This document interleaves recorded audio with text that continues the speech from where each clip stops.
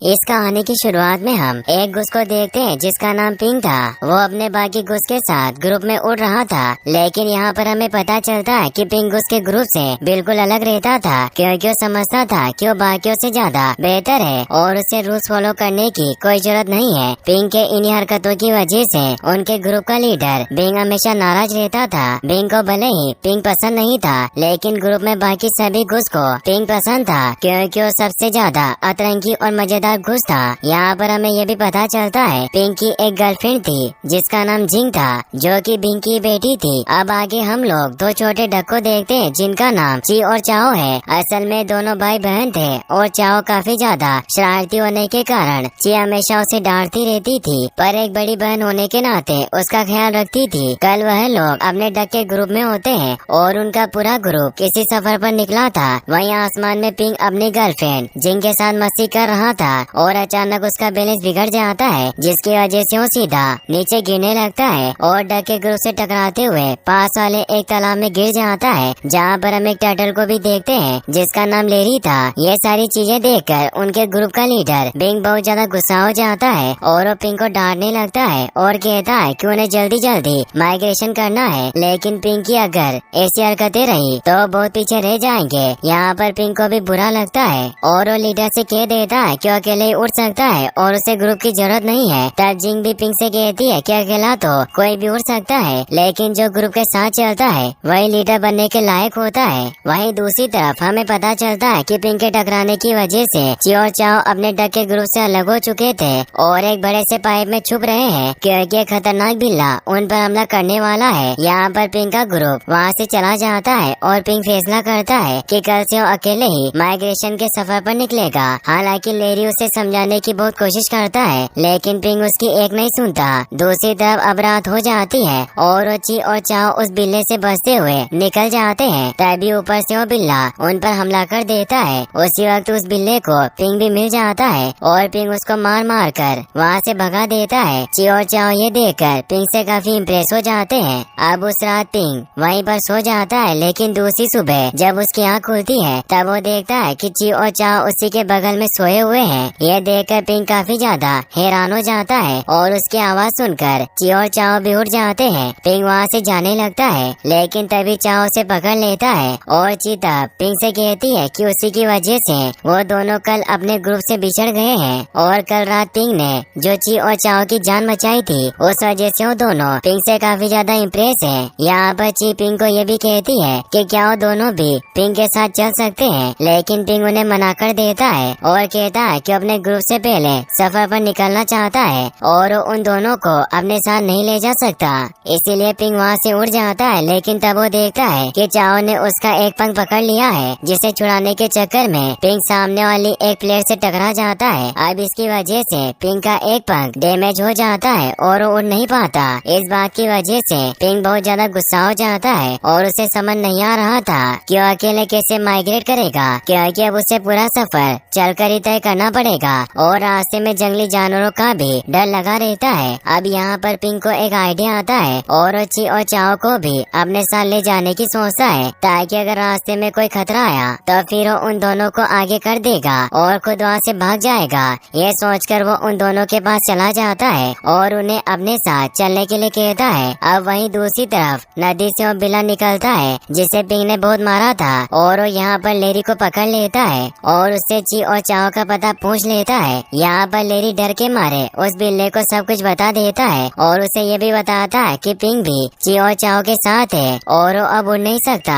क्योंकि अब उसका एक पंख डैमेज हो चुका है। यह बात सुनकर वो बिल्ला बहुत खुश हो जाता है और ये सोचने लगता है कि अब वो ची और चाओ के साथ पिंक का भी शिकार करेगा और उससे अपना बदला लेगा। वहीं दूसरी तरफ अब ये तीनों अपने सफर पर चलते चलते थक जाते हैं और उसी वक्त वहाँ बारिश भी होना शुरू हो जाती है और आसमान में बिजली कड़कने लगती है। उन्हें वहाँ पर एक झोपड़ी दिखाई देती है और जब वो तीनों वहाँ पर जाते हैं तब उन्हें एक चिकन दिखाई देता है। वो तीनों उस चिकन से पूछते हैं कि क्या आज रात के लिए वो लोग यहाँ पर रह सकते हैं, तो चिकन भी उन्हें हाँ कर देता है और अब वो तीनों वहीं पर सो जाते हैं। अगली सुबह वो लोग फिर से अपने सफर पर निकल पड़ते हैं। हम देखते हैं कि अब वो बिल्ला भी उन तीनों का पीछा करते करते उस चिकन तक पहुँच जाता है और उसे डरा धमका कर उनका पता पूछ लेता है। सफर के दौरान पिंक को रास्ते में एक औरत दिखाई देती है जो कि साइकिल से कहीं जा रही थी और तभी पिंग उस औरत की साइकिल चुरा लेता है और ची और चाओ को लेकर वहाँ से भाग जाता है। लेकिन पिंग इतनी तेजी से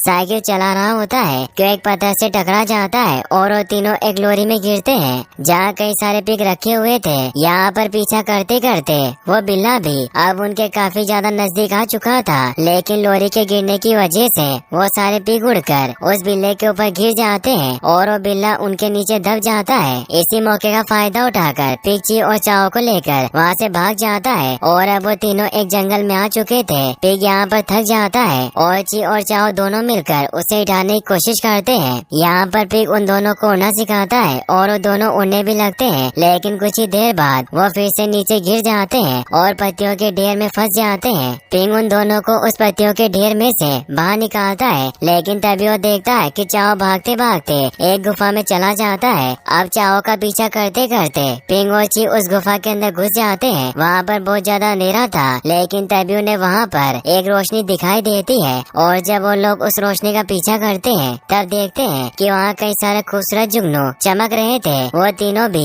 ये सब देखकर बहुत खुश होते हैं, लेकिन तभी वहाँ पर उन्हें वो बिल्ला दिखाई देता है जो उनका पीछा करते करते वहाँ भी पहुँच जाता है। वो तीनों वहाँ से भागने लगते हैं और आखिरकार उस बिल्ले को चकमा देकर वो उस गुफा में से बाहर निकल जाते हैं, लेकिन तभी वो लोग एक झरने में फंस जाते हैं और वहाँ से बहते हुए कहीं दूर पहुँच जाते हैं। वहाँ पर ची देखती है कि पास ही के एक तालाब में उनका ग्रुप कहीं जा रहा होता है। अब ची और चाओ अपने ग्रुप को देखकर बहुत ज्यादा खुश होते हैं। तभी कुछ दूरी पर पिंग को अपना ग्रुप भी दिखाई देता है। वो उनके पास पहुँचने की कोशिश करता है, लेकिन अपने खराबपन की वजह से वो उड़ नहीं पाता और वहीं फंस जाता है। यहाँ पर पिंग अब ची और चाओ पर गुस्सा करता है कि उन्हीं की वजह से वो उड़ नहीं पा रहा है और न अपने ग्रुप से भी मिल पाया। पिंग गुस्से में उन दोनों को छोड़कर आगे बढ़ जाता है और बेचारे ची और चाओ को वहीं छोड़ देता है। यहाँ पर पिंग भागते भागते अपने ग्रुप के पास पहुँचने की कोशिश करता है, लेकिन तभी वो पहाड़ की चोटी से नीचे गिर जाता है और वहीं लटकने लगता है। उसी समय पिंग को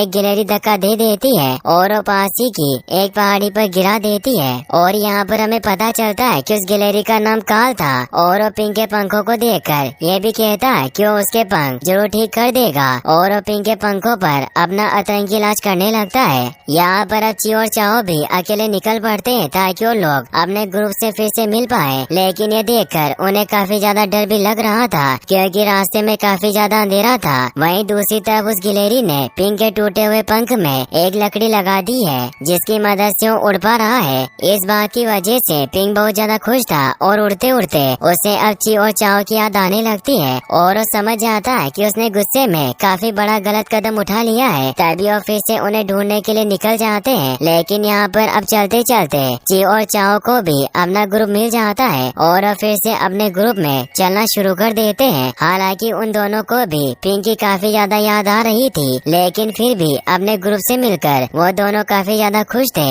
यहाँ पर वो डक का ग्रुप अब चलते चलते शहर में पहुँच चुका था, जहाँ पर उन्हें होटल के कुछ लोग उठाकर अंदर ले जा रहे थे। यहाँ पर हमें पता चलता है कि वो सारे लोग उन डक को मारकर उनकी डिश बनाकर अपने कस्टमर्स को परोस रहे हैं। तभी एक आदमी आकर ची और चाओ को भी पकड़ लेता है और एक होटल के अंदर ले जाता है। अब पिंग भी ची और चाओ का पीछा करते करते उस होटल में पहुंच जाता है और वो चुपके से होटल के किचन में पहुंच जाता है जहाँ पर वो आदमी ची और चाओ को मारने वाला था, लेकिन तभी पिंग चालाकी से उस आदमी का ध्यान भटका देता है और ची और चाओ को वहाँ से लेकर भाग जाता है क्योंकि शहर में काफी ज्यादा लोगों की भीड़ थी। इसीलिए ची और चाओ पिंग से फिर से अलग हो जाते हैं। पिंग फिर से उन दोनों को ढूंढना शुरू कर देता है और देखता है कि वो बिल्ला भी यहाँ पर पहुँच चुका था और उसने ची और चाओ को पकड़ लिया है। वो बिल्ला अब उन दोनों को खाने वाला था, लेकिन वहाँ पर फूटते फटाकों की वजह से बिल्ले का ध्यान डिस्ट्रैक्ट हो जाता है और ची और चाओ को वहाँ से भागने का मौका मिल जाता है। यहाँ पर पिंग उस पर हमला कर देता है, लेकिन इस बार वो बिल्ला पिंग पर भारी पड़ रहा था। यहाँ पर वो बिल्ला पिंग को जान से मारने वाला था, लेकिन तभी पीछे से ची और चाओ आकर एक पटाखे की लड़ी को उसके पीछे बांध देते हैं। अब जैसे पटाखे फूटने लगते हैं वो बिल्ला भी मारा जाता है और फाइनली उन तीनों का पीछा अब उस बिल्ले से छूट जाता है। अब पिंग उन दोनों को अपने साथ लेकर वहाँ से चला जाता है और फाइनली अब सर्दियाँ भी आ चुकी थी और बर्फ भी पड़ना शुरू हो चुकी थी, लेकिन अब इतने लंबे सफर की वजह से पिंग बहुत तो जना थक जाता है और वहीं पर हार मान लेता है। वो ची और चाओ को अकेले ही आगे बढ़ने के लिए कहता है, लेकिन वो दोनों पिंक को वहाँ पर अकेले नहीं छोड़ना चाहते थे, इसीलिए वो दोनों पिंक को अपने साथ उड़ा ले जाते हैं। यहाँ पर हमें पता चलता है कि वो दोनों अब उड़ना भी सीख चुके थे। उड़ते उड़ते उन दोनों को वो जगह भी दिखाई देती है जहाँ पर पिंक जाने वाला था, लेकिन पिंक का वजन काफी ज्यादा था, इसलिए बेचारे ची और चाओ उसे झेल नहीं पाते